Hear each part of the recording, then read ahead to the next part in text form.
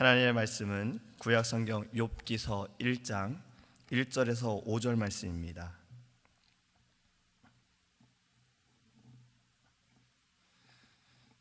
욥기서 1장 1절에서 5절입니다. 제가 주는 성경책은 구약 성경 761페이지입니다.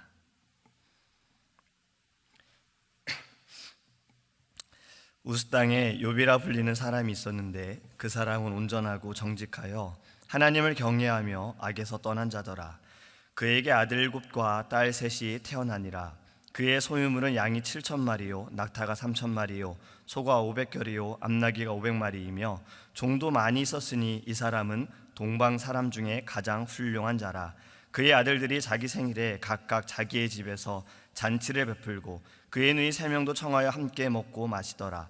그들이 차례대로 잔치를 끝내면 욥이 그들을 불러다가 성결하게 하되 아침에 일어나서 그들의 명수대로 번제를 드렸으니 이는 욥이 말하기를 혹시 내 아들들이 죄를 범하여 마음으로 하나님을 욕되게 하였을까 함이라.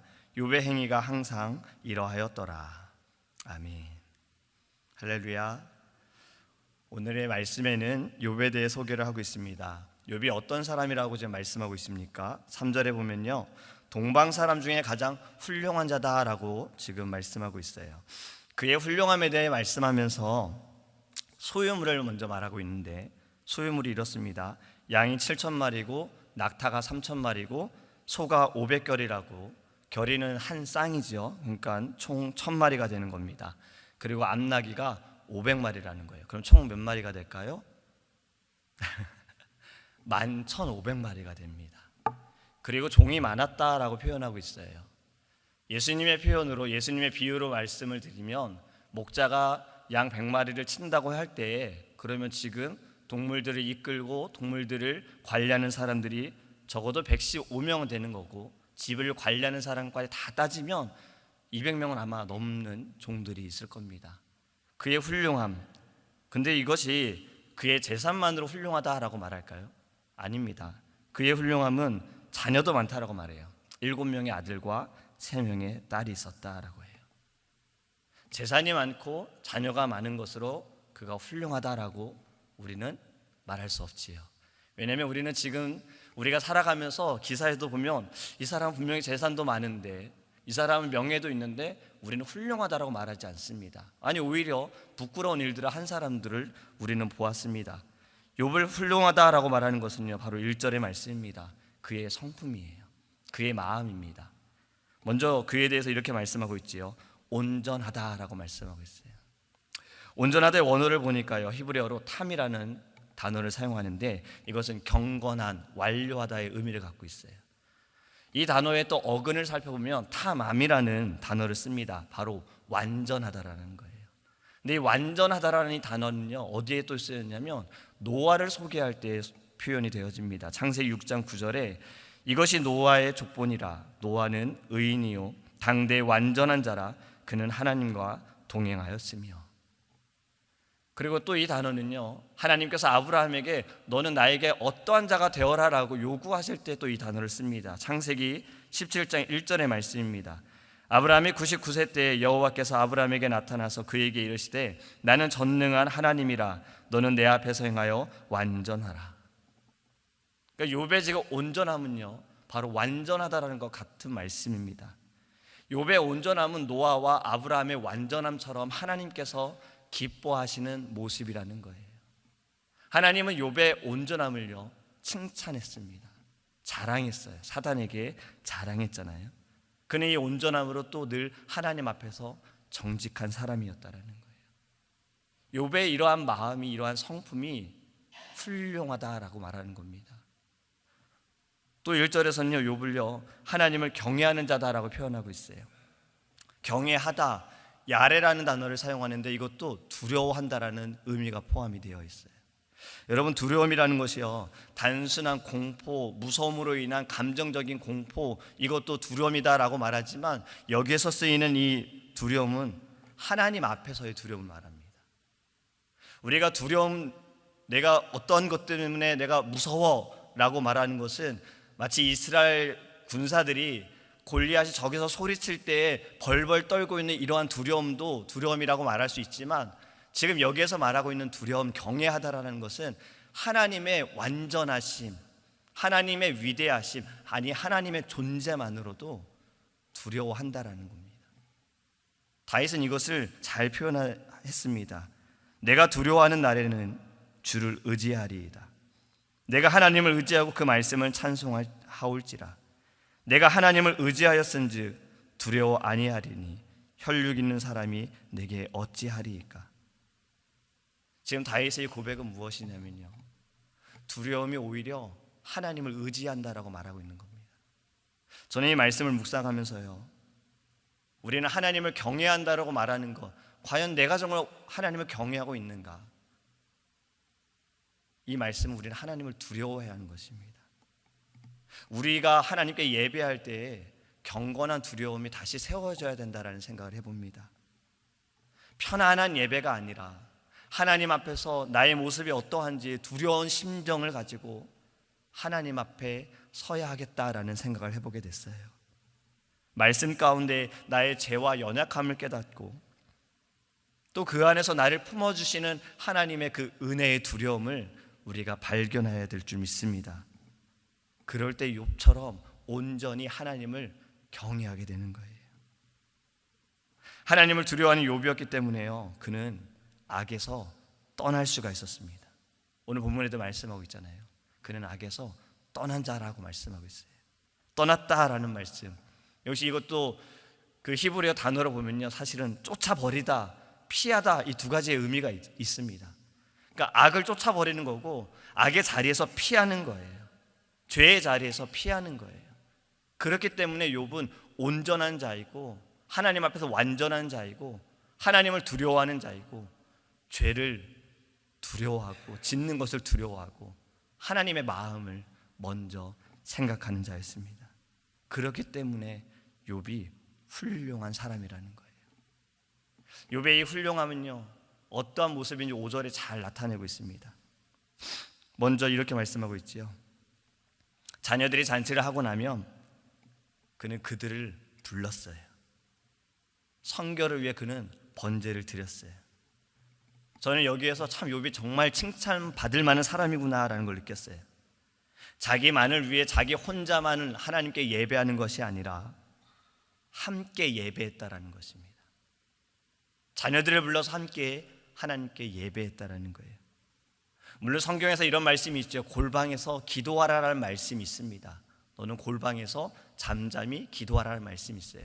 근데 이 말씀의 그 앞에 예수님께서 말씀하신 구절을 보면 이 말씀을 하신 것이 외식하는 자와 같이 하지 말라라는 말씀을 하시면서 너는 골방에서 기도하라고 말씀하세요. 외식한다라는 거, 바리새인처럼 너희는 길가에서 사람들이 보는 데서 두 손 들고 기도하는 것, 그렇게 기도할 바에 골방에서 기도하라는 말씀이에요. 사실 성경에서 하나님께서 우리에게 원하시는 것은요, 함께 하길 원하세요. 두세 사람이 모인 곳에 내가 그 자리에 계시겠다라고 예수님 말씀하셨습니다. 주님은 연합하는 것을 원하세요. 합력하여 선을 이루라고 말씀하셨잖아요. 그럴 때 우리가 하나님께 예배할 때요, 물론 나 혼자 예배할 수 있습니다. 나만이 예배할 수 있어요. 하지만 주님이 원하시는 것은 함께 예배하길 원하십니다. 함께 찬양하고 함께 우리의 죄를 회개하고 함께 말씀을 듣고 함께 주님의 나라에 가고, 하나님께서 우리에게 이러한 예배를 원하십니다. 또 두 번째로요, 욥이 참 훌륭하다라는 것은요, 욥이 행한 이 모든 것들이 그는 아침에 일어나서 했다라는 거예요. 시간이 지나고 해도 되는데 그는 다음날 아침에 일어나자마자 한 것이 자녀들을 불러 모아서 하나님께 번제를 드렸다는 겁니다. 이 말씀을 묵상해 보면서 나중에 하려고 할 때는요, 사실은 하지 않으려고 하는 모습이다라는 생각이 들었어요. 제가 그래요. 나중에 해야지 하고 나면 까먹거나 다른 일을 먼저 하거나 안 하게 될 때가 더 많은 거예요. 그 일이 생각날 때 얼른 하는 것이, 즉시 하는 것이 그냥 일이 맞춰질 때가 있습니다. 욥은 그 무엇보다 가장 중요한 것이 바로 예배였다라는 거예요. 다음날 아침에 일어나 예배했다라는 거예요. 여러분, 아브라함이 어땠습니까? 하나님께서 이삭을 바치라고 했을 때 그는 다음날 아침에 일찍이 떠났습니다. 즉각적인 순종. 여러분, 우리의 가장 우선이 예배지 않습니까? 그래서 우리는 이 새벽에 하나님께 나와 예배하는 겁니다. 물론 우리의 기도의 제목이 있어서, 물론 이 기도의 제목도 하나님께서 우리에게 주셔서 너는 내게 부르짖으라 그 마음을 주셨고, 우리에게 건강을 주셨고, 또 환경을 허락하셔서 우리가 하나님께 예배하는 것이잖아요. 근데 우리가 이렇게 예배할 수 있는 것은 우리의 모든 하루의 시작을 하나님과의 교제, 말씀을 통해서 기도함으로 우리의 신앙을 다시 한번 점검하고 믿음 가운데 설 수 있는 시간을 하나님께서 우리에게 주신 것입니다. 여러분, 나중에 해야지 이것은 안 하겠다라는 거예요. 주의 종이 담임 목사님께서 우리에게 하나님의 말씀을 통해서 우리에게 말씀하세요. 나중에 하겠습니다. 아직 제가 부족합니다. 제가 기도해보고 하겠습니다. 여러분, 이건 안 하겠다라는 거예요. 제가 기도하고 하겠습니다 하는 거, 사실 정말 제가 기도해보고 하나님의 그 마음을 제가 듣고 하겠습니다가 아닙니다. 제가 좀 시간이 필요합니다. 제 생각이 좀 필요해요. 제 이 모든 상황을 좀 계산해 봐야 할 시간이 필요합니다라는 의미가 되지 않습니까? 여러분, 우리는요, 욥처럼, 아브라함처럼 즉각적인 반응을 하나님께 드리기를 간절히 소망합니다. 또 세 번째로 이 참 욥이 훌륭하다라는 것은요, 이는 좋은 의심을 갖고 있었어요. 의심이라는 단어는 사실 좋지 않은 단어잖아요. 도마는 의심의 사람이었어요. 예수님께서 부활하셨다는 말을 여러 사람이 했음에도 불구하고 도마는 믿지 않았습니다. 내가 그 손바닥에 있는 구멍에 손가락을 넣어보고 옆구리에 내 손을 넣어봐야 믿겠다라고 말하는 의심의 사람이었어요. 그런데 욥도 의심하는 사람이었습니다. 하지만 욥의 의심은요, 칭찬받을 만한 의심이었다라는 거예요. 이렇게 말하죠. 혹시 내 아들들이 죄를 범하여, 혹시. 여러분, 이 마음이 우리 안에 있어야 합니다. 혹시 나의 마음이 하나님을 기쁘게 하지 못하여, 혹시 나의 말이 누군가에게 상처를 줄까 하여, 혹시 나의 행동이 연합을 하나가 되어지는 것을 깨뜨릴 수 있을까 하여, 이런 혹시, 이러한 좋은 의심은 우리에게 필요합니다. 하나님 앞에서 혹시 내가 죄를 범하고 있는 건 아닌가, 내가 지금 행하고 있는 것이 혹시 주님이 원하시는 것이 아니라 내가 원하는 것은 아닌가, 내가 하고 싶어 하는 건 아닌가, 혹시. 여러분, 이 마음이 들 때 우리는 하나님께 나올 수 있는 겁니다. 욥처럼 하나님께 진정으로 예배할 수 있는 것입니다. 또 마지막으로 욥이 참 훌륭한 것은요, 이렇게 행함은 일순간이 아니에요. 가끔이 아니에요. 이렇게 기록하고 있지요. 욥의 행위가 항상 이러하였더라. 욥은 항상 자녀들을 불러서 함께 번제하였고, 하나님 앞에서 혹시 범죄하지 않았는지를 그는 두려운 마음으로 하나님께 예배했습니다. 이러한 마음과 모습이 욥의 온전함이라는 거예요. 노아처럼, 아브라함처럼 하나님께서는 욥의 온전함을 기뻐하시고 자랑스러워하셨어요. 여러분, 우리도 하나님의 기쁨과 자랑이 되기 원합니다. 혹시 나의 마음이 범죄하고 있지는 않은지 두려움을 가지고 하나님 앞에 서 있기를 원합니다. 욥은 어떠한 자입니까? 어쩌면 내일 이 말씀을 나눌 수 있는데 하루아침에 모든 것을 다 잃어버리잖아요. 그가 가진 재산도 자녀마저도 하루아침에 다 잃어버립니다. 그럼에도 불구하고 욥은 무엇이라고 고백하냐면, 주신 이도 하나님이시요 거두신 이도 하나님이시다라고 표현합니다. 어제 아이들과는 이 말씀을 나눴어요. 제목이 항상 하나님을 예배하라였거든요. 근데 제가 이 말씀을 준비하고 새벽 예배 말씀을 지난주에 이제 준비를 했어요. 토요일에 또 결혼식이 있어서 미리 준비를 다 이제 해놨는데 컴퓨터에 저장을 했거든요. 토요일 아침에 보려고 딱 봤더니 제목만 저장이 되고 설교 내용은 다 날라갔어요. 몇 시간을 들여서 정말 준비했는데 다 날라갔어요. 여러분 제 마음이 어떻겠습니까? 이제 곧 결혼식 가야 되는데 나 어떡하지? 생각은 다 나지만 써놓지 않아서 어떡하지? 왜 컴퓨터 왜 이러는 거야? 바꿔야 되나? 막 제 안에 불평과 불만과 화가 조금씩 일어나는데요, 이 말씀이 저한테 다 와닿는 거예요. 욥은 어떠했는가? 다 잃었어도 주신 이도 하나님이시요 거두신 이도 하나님이시라 하면서 그는 하나님을 원망하지 않았고 오히려 하나님 앞에서 내가 범죄한 것이 무엇인지를 생각하며 하나님을 예배했습니다.